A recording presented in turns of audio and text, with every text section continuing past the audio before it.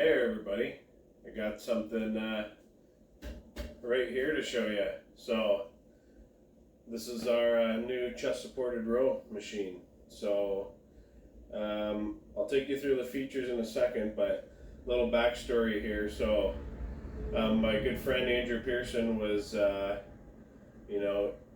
talking to me about this kind of machine, and basically sent me a few pictures of an existing one and said, hey, you want to make this? So that's all I had to go off. I had no dimensions, really, just these pictures. And so this, what you see here, I completely had to reverse engineer and come up with my own version of it. So I'll show you a picture of the model that I used for reference here.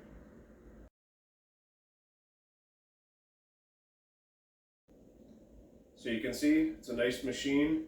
Again, I really didn't have any blueprints here to go off of, but as you can see, it's pretty similar. So I did change a few things that we'll go over, and but it functions just the same. It's a really nice chest supported row here. So unfortunately, Andrew wants to paint this himself and do his own pad, and I totally support that. But that's why you're seeing it here in its raw form. So let's take a look at the features of this machine.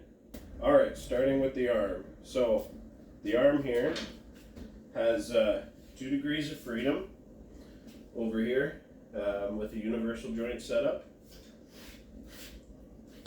There's also a degree of freedom here and 2 degrees of freedom at the handles. So you see, handles spin. So it gives you lots of couple things, gives you lots of options for the types of rows that you can do with this thing, and also it makes it that much more challenging because it's really free floating when you row, so you're having to do a lot of stabilization, which is really good for a machine like this. So in addition to those degrees of freedom, I've also added a few handle positions. So that's our furthest out handle position, and this is the innermost one, which is actually gets you in really close. So another degree of freedom or parameter to play with there when you're using this machine.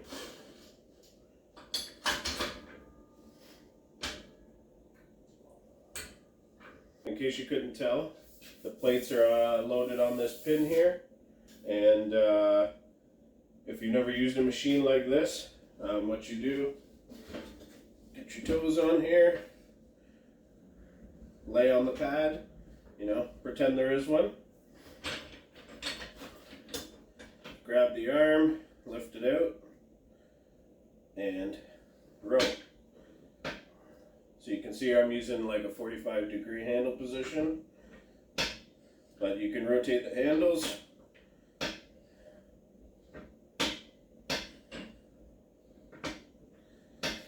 And also, because of this degree of freedom, you can do some, you can change the position on your torso for which you row to. So, I can row in low here, I can row up here to my nipples, or I can even do more of like a face pull. So, lots of variations there. Here's another feature of this machine. It has 5 feet, and every foot pad here has 2 holes drilled into it. So if you wanted to, you could anchor this thing to the ground. It's not necessary, but just wanted to have that option. Finally, here we have the toe plate. Probably went a little bit too big, but had this extra large checker plate used for the toe or toes and feet to rest on. Typically on this machine, you're going to be kind of up on the balls of your feet, so didn't need to go as tall, but you know, try to go bigger than you need on these first prototypes.